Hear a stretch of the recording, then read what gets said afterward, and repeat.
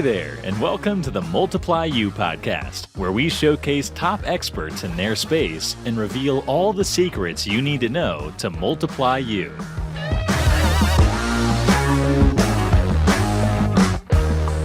Hey, good morning, everybody. Austin Clark here, host of the Multiply You podcast. I haven't done one of these for about a week or two. I've been out of town and on vacation, and so I'm very excited to be back and especially excited to have another wonderful guest on to be able to visit with us today. His name is Brad Wolfgram, and he has just done some really neat things with his pest control shop and pest control company out of Sacramento, California. Before I introduce him, I wanted to let you know that this episode, as they all are, they're brought to you by my company, Moxie Pest Control. By now, if you've listened to one or two or three of these, you know the drill. We're growing. I don't see that changing anytime soon. We're doing the best that we can to do it all the same ways that you guys are doing it with. First, just providing phenomenal service to our internal customers, which are our employees, and then phenomenal service to our external customers, which are our actual customers that pay us money in taking care of them. We do SEO, we do PPC, we do mailers, we do all that other kind of stuff. We're getting more active on social. But one of the key pieces and key ways that we've been doing that's helped us to make a pretty good sized splash is the last 4 or 5 years has been via acquisition. And so if you are a pest control owner and you have 5+ vehicles on the road, have got a great brand, and are wondering or have thought about divesting of the company that you've worked so hard to grow and build and receive top dollar, Moxie is buying. And I would love to have those conversations with you if you would like to have them too. You can call or text me directly on my cell. It's 480-254-9730.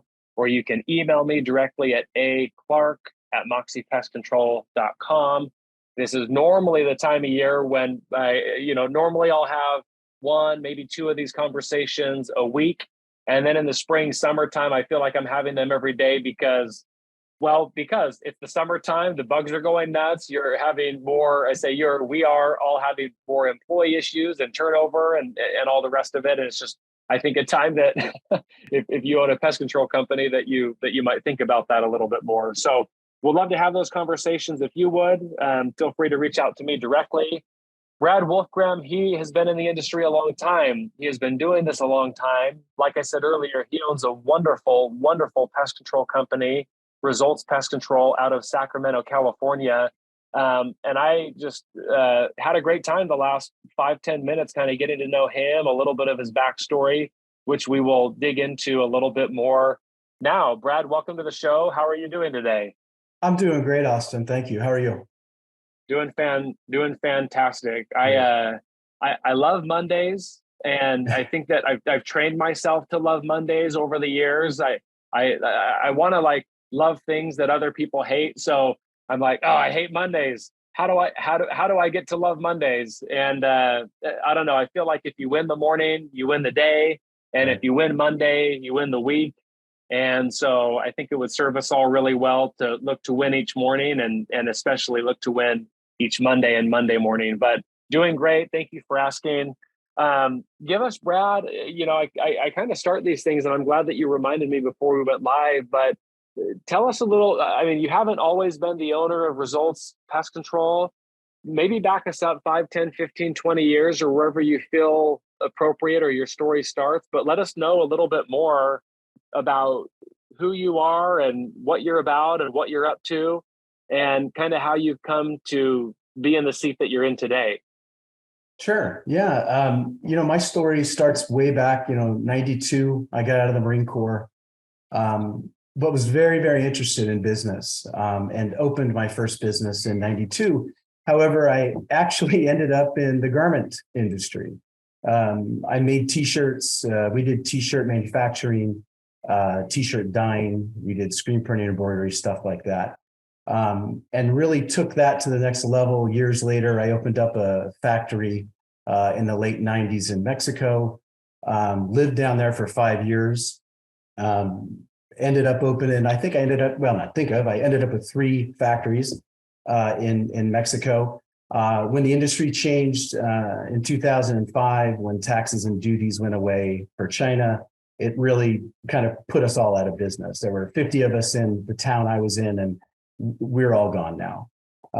So I came back to the United States really with a determination to get into a business that couldn't go somewhere else. And it really, began to point me towards home services. Eventually, I was in a Marine Corps networking group, and I ran into a gentleman who was hiring for a pest control company here in Sacramento. I kind of looked at the industry a little bit. I looked at the reoccurring revenue model, and I thought, this is really cool. Went to work for them. Only stayed there about 6 months, went on to a larger company, started, was on the truck. After about 2 months, I don't remember what my sales were, but I think I sold about $15,000 in commercial sales in my first 2 months as a technician. Holy smokes. Yeah. Well, obviously my background in opening companies, you got to be in sales. Was helpful. Right? Yeah, exactly.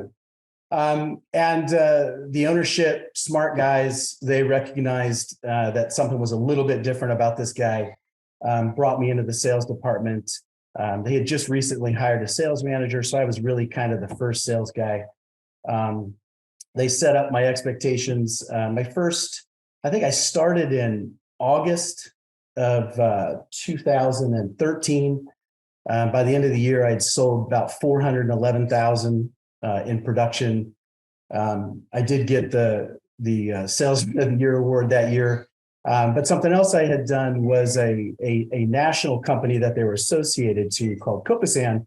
I was able to do the first national sale that this particular company was involved with in that same time frame. So I had my first national sale plus a bunch of other sales for the local company, and that kind of catapulted me into the following 3 years with them, where I just continue to set new goals and create new expectations for the company, typically selling about $500,000 a year, sometimes over in those three remaining years I was there. Really was looking for a new opportunity at that point, tried to get out of the sales department, but it's understandable why they'd want you to stay in that seat.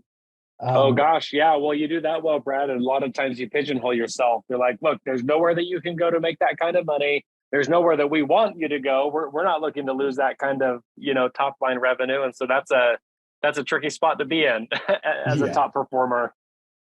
It is. It is. But I had my own goals, and although I appreciate their perspective and their point of view, I had some goals in mind for myself. So I kind of moved on from there, got into a management position at one company. I like the way one of the folks you interviewed said that I consider that a half a company, but that's fine. Kind of moved on from there, got into a partnership. And again, I love the phrase, the only ship that doesn't float is a partnership. And just, finally decided, Brad, you're an entrepreneur. You need to start your own company. So here in California, it's a little bit difficult. They don't make it easy on you. It takes several months just to get approved for a name of a pest control company here. You have to go through the Structural Pest Control Board. And again, they don't make it easy. But by the time I started and I was ready to launch, it was the first month of the close down for COVID. It was right. Oh, no. Right. Yeah. So, I'm sitting in my home office like, oh my God, do I wear a mask? Do I wear a face shield? Do I, just how do we figure this out? Because, everyone knows the beginning of COVID was scary. It was for crazy. A lot of people. Yeah. It was crazy. Yeah. And I finally figured that out. But once I hung my sign out, I started to get phone calls. And really, I have to say this because this company helped me so much. Nextdoor, which is a social media platform, it is what made me. It's an amazing platform. It's centered around local neighbors, and they really helped me. And once people started to see my name there, it just kind of snowballed and rolled from there. And we've been, growing steadily ever since. So I have a lot of questions now, but this wasn't like just a spur of the, I mean, like you said, you've been involved in business and starting businesses for 30 years now. I mean, 1992, when you left the military and kind of started doing some of your first or earlier on ventures down in Mexico. Where were you living down in Mexico, by the way? I was in a town called Guaymas, which Yeah, is about I know 200. exactly where that is. Oh, Yeah, great. Yeah. like I said earlier, I mean, home base for me is Phoenix. Oh, right. Yeah. So we are very accustomed to doing Rocky Point, and then when we're Okay. feeling a little more ambitious and want to catch better fish, we'll trudge along the rest of the way down to Guaymas, which is probably another 3 hours from. I mean, you probably know better than me, but I mean, it's a couple more hours past Rocky Point, and Yeah. that's a cool place. Oh, yeah. It's wow. It was a huge it was a huge transition. When you kind of have when you start a business, you have a vision in mind, and wow, did I learn a lot down there. Oh my gosh, I'll bet. I mean, did you learn? So that's like no. I mean, you were there for 5 years. That's no small part of your life. Were you able to learn Spanish while you were down there? I mean, do you feel that time was? I mean, was that a good time? Was that a positive time for you?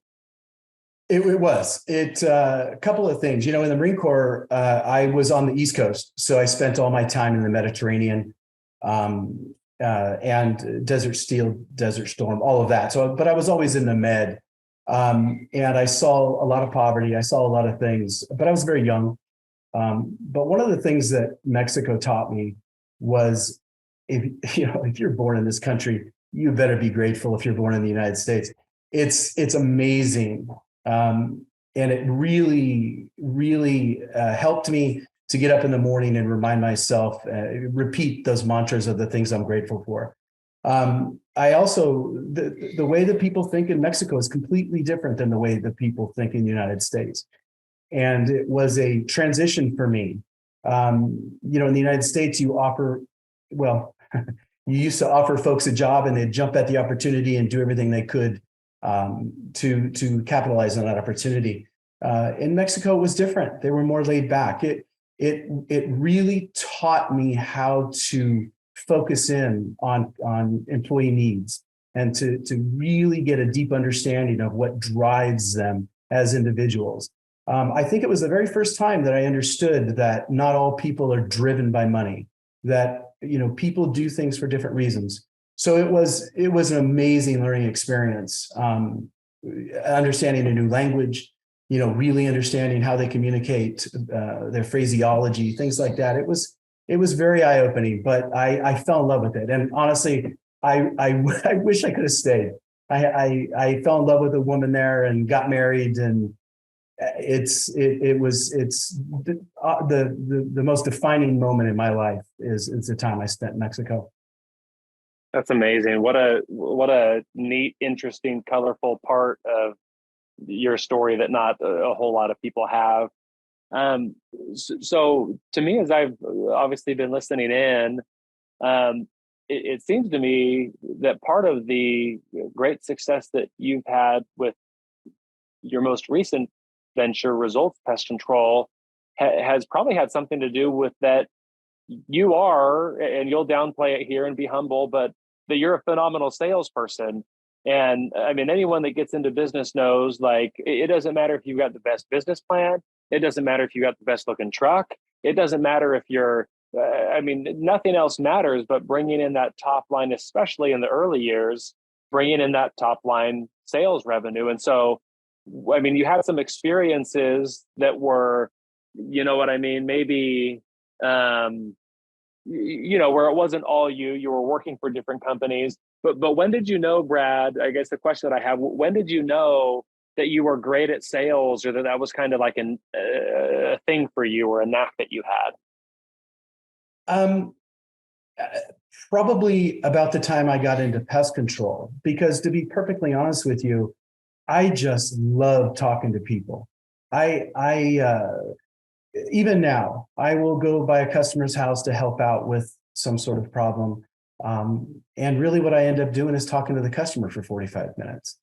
I just love trying to understand people. I live by the saying that two ears and one mouth for a reason. I think that it's better to be interested rather than interesting. And I didn't really start developing and understanding how good I was at sales until I got into pest control, because I was forced. I'm really driven. I wanted to be better. Every year, again, receiving an award, it was kind of bittersweet, because as soon as I got the award, my mind shifted to, now how do I win this next year? So you start picking up books, you start reading everything you can. And once I started reading things and realizing that, wow, you have a lot of the traits that I'm finding inside of these books, then I started to realize that maybe I am really good at this. And I started to hone and refine those skills and just become better and better at it. But, as professional athletes at the top of their game, if I can say that, will say they're naturals at it. They don't know why they're good at what they do. If I can really quick, I used to work out at Uriah Faber's gym, and I used to talk to very him. Cool. Yeah. I used to talk to him once in a while. Great, amazing person. And I was talking to him one day, and I said, man, Uriah, I got to be honest with you, I'm afraid to get hit. How do you deal with that? And he goes, Brad, I've never been afraid to get hit. I don't care about it. He goes, I never even thought about it, which told me that, he's a fighter from birth. He's born with that. And I think this is just something I was born with. I just have. And I was fortunate enough to be in an industry where I was able to refine that and become very, very good at it. No, that's amazing. A lot of that's unique, and it is something that can be learned, certainly. And, it also just so happens to be one of those skills that normally pays pretty well too, or provides a tremendous amount of value for an organization or a team or department or whatever it may be. Mm-hmm. Let's transition a little bit. So company, you get all these things in place. You go through all the things that you have to go through in California, where you're drug along for months to have your LLC approved and your name approved and, all these things. And then, like you said, COVID hit. I mean, what, maybe you've never got hit in the face like Uriah Faber, but you sort of got hit in the face in business, 3 years ago. What was that? Because, having started a business myself, I mean, and I guess it's different for everybody, but, there's expectation, there's all these plans, you're a little bit sick to your stomach. You're like, I think this is going to work, but I'm not really sure if this is going to work. So maybe you were having some of those emotions, but then like the COVID thing on top of that no one had ever been through in their lives. I mean, what was that? What were the first couple of months of business like for you? What was that? And it sounds like you got some pretty early on good validation from next door and the phone starting to ring. But what was that like the first few months? It was challenging. I felt really exhilarated, though, that I was presented with this challenge of starting a business at a time when it probably wasn't very prudent to start a business. And I just kept reminding myself that if you can have success during this period of time, you can have success when it's normal, which again kind of accelerated me. And I just kept pushing. To be honest, I didn't go out and look for things. I really tried very hard on social media to make comments. I remember hearing something that if you want to start a good website, in recommending things, try giving things away for free. So one of the things that I would do is I would offer free inspections, and then dig in. And when I found out that people weren't really interested in pest control, I would say, I'm going to show you how to do this. You can go to Home Depot and pick up this product and do it yourself. I don't need to charge you for the visit. And I did that with like trapping rodents and ant problems. I tried very hard. I would go out to people's homes and remove wasp nests for free. Here in this area, we have a rattlesnake problem.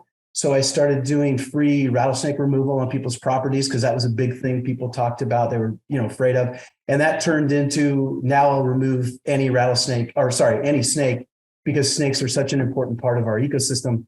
And I was seeing pictures of people, killing garter snakes and things like that. And so those types of things that I used that honestly came out of just wanting to do something to help really catapulted me. And the word kind of got around that, hey, this guy will help you.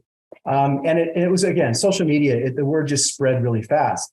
But as far as I was never afraid, I've never been afraid to start a business. This is my third business. My belief is that you can do this. You can start any business. You have to believe in yourself. You have to stay focused on a goal, create a goal, short-term goals and long-term goals. And every morning get up and look at that goal and refocus your mind on what you want to do. So that's what I did. I just kept refocusing on what I wanted to do. One of the other things that I did is because I was a commercial salesman for several years here, I stayed away from commercial business. I wanted to respect what the other companies had done for me. So I never went after commercial. I didn't go revisit all the property management companies. I didn't go revisit anyone and beg for business or ask for business. And I think that may have helped me a little bit. It kind of kept my reputation from being, at least from people being upset and thinking that I'm just there to steal some business. So I think just trying to stay in my lane, keep my head down and stay focused helped. Now, I think we all know, I think this goes without saying, during COVID, the pest control industry as a whole kind of increased. And, obviously people were at home 24/7 and they started seeing those problems that they weren't seeing normally. And I think that had something to do with my immediate success and may have even helped me a little bit in getting started. Well, I think that's really cool what you just said about, and I didn't know other than before, hopping on your website, but I wanted to understand if you were more of a residential company or more of a commercial company or a little bit of a split of both. But I think that speaks, Brad, to you and to your character as far as most people, once they're in an industry and in a niche and want to go out and go on their own, they just kind of they do that. They go out on their own and take those relationships that they've cultivated over years. And not that there's anything necessarily wrong with that, other than, like you said, you've worked in the industry, you've been provided for, you've had a lot of perks as an employee, and then to kind of go and take all those relationships solely for your gain, that normally doesn't leave those companies feeling too good or great or whatever about that.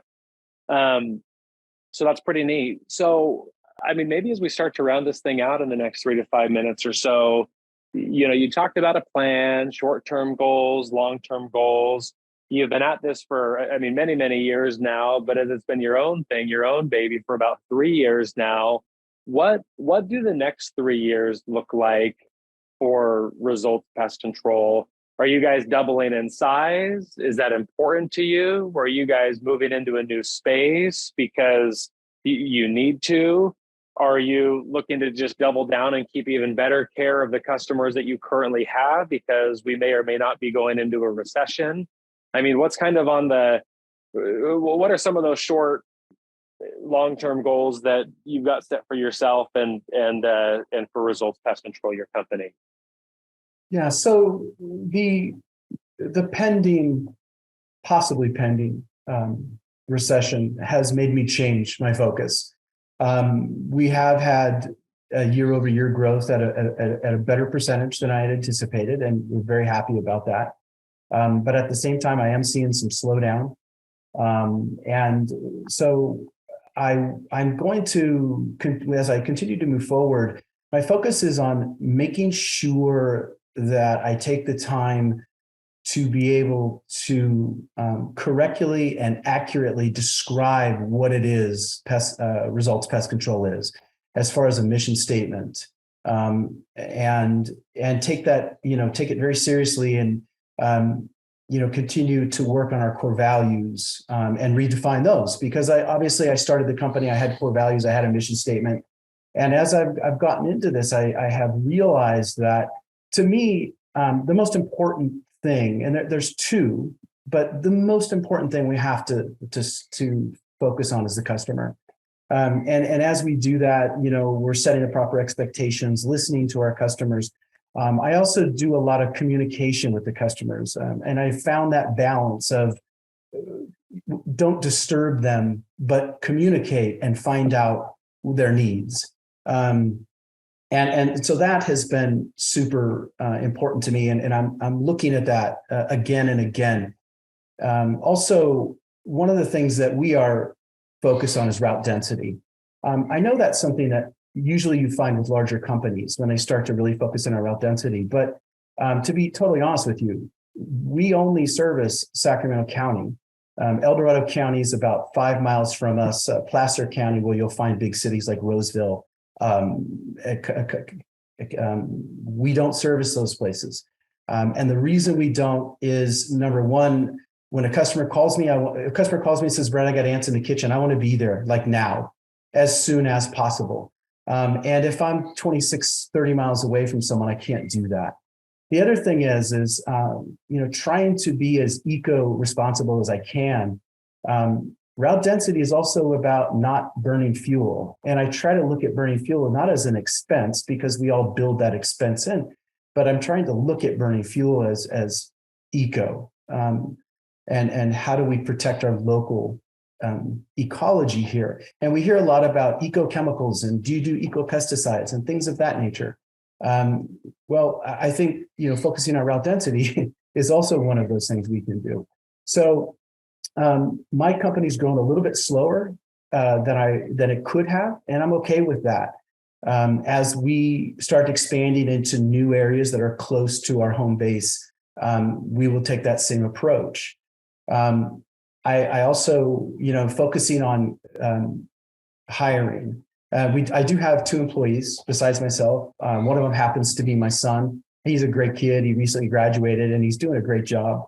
But I've noticed that it's different. And I've listened to a lot of people on podcasts and other informative information, and finding out that it's more difficult to hire people. So I really want to spend some time focusing on how you do that correctly, and how we can then make adjustments to the values of our company, because the other number one most important thing in this business is the technicians. I mean, if you don't have a good technician, or if you don't have a technician, you have nothing, right? And if you don't have a good technician, you're going to constantly be battling the gain a customer, lose a customer. And I don't want to do that. Since I started in business, I've only lost 3 customers. 2 of those were because they moved away. And I don't want turnover. I don't want turnover in employees, and I don't want turnover in customers. I like to tell my customers that my idea of a good business is to get a group of customers and then ride them into the sunset. That's what I'm really focused on. So hiring experienced people or training them, and then, but having people with the right mentality, a mentality that this is a really cool business where you not only get to work outside, every day is different, but that you get to talk to people, and you should enjoy talking with people and getting to know them, and it'll help you better service those customers. So that's really where I'm focused. I know it's a lot of things, but that's my focus. I was going to say, my goodness, that sounds like a 10-year plan to be able to dial all those things in. But right. but you will do it, and it will serve your customers and your employees and your company very, very, very well. Brad, I want to give you the last word. I mean, what pieces of advice would you have for maybe those that where you were 5 years ago or 10 years ago, maybe they're working for either like a bigger company or just working all together, and they've got this kind of entrepreneurial thing inside of them, as you put it, and they're considering taking that plunge. I mean, maybe speak to them for a moment. What do they do? Yeah. So a piece of advice that I always give, and I don't care what industry you're in, if you're doing it for somebody and you're doing a great job and you think you can do it for yourself, go do it for yourself. Take the plunge. plan for your financial stability and do it, because it's the most rewarding thing outside of having a family that you'll experience. One of the pieces of advice I could give anybody who's unsure is find a mentor. Find somebody who is willing to mentor you and show you the ropes. And hey, when you got that question, gosh, should I be an S corp? Should I be a sole prop? That person will know, and that person will give you some guidance. So mentoring, I think, is supremely important. There's plenty of good books out there that you can get a hold of. You be careful with books. I find that books usually have one or two good ideas, and the rest of it is making up the book. But getting into pest control can be profitable. Look for slow, steady, consistent growth. You don't have to be, a $2 million company within a year. Nobody's looking at that. I just think that if you got the tenacity and you're looking to do it, I say do it. Find a way to do it and make it happen. I love that. Wise words, Brad. Thank you so much. Finally, if people want to continue the conversation, what is the best way for them to be able to do that with you? Are you on LinkedIn, or how can they contact you? Yeah, LinkedIn would be the best way. I also have, you can access my email, and then I'll send you my calendar. I leave spots open all the time. Again, being in sales, everybody needs sales. So when salesmen reach me and contact me, I always give people opportunities to speak with me, even if I know I'm not interested. I think it's an appropriate thing to do. So I'd shoot you a Calendly link, and you just select a time, and I'll give you 30 minutes, no matter what you want to talk about. If it's for sales, anything else, just give me a holler, and we'll set up a time to chat. I'd love to talk to people. I love that. Very generous. Brad Wolfgram, everybody. Thank you again, Brad, for being on. Thank you to all of you who are patched in each and every week. These drop every Thursday, I think, now. And I'm just so happy with the guests that we've had on, and a lot of the communication and just feedback from each and every one of you. So thank you. And until the next time, create a great day. Thank you for listening to the Multiply You podcast. You'll see us again soon when you subscribe for future episodes.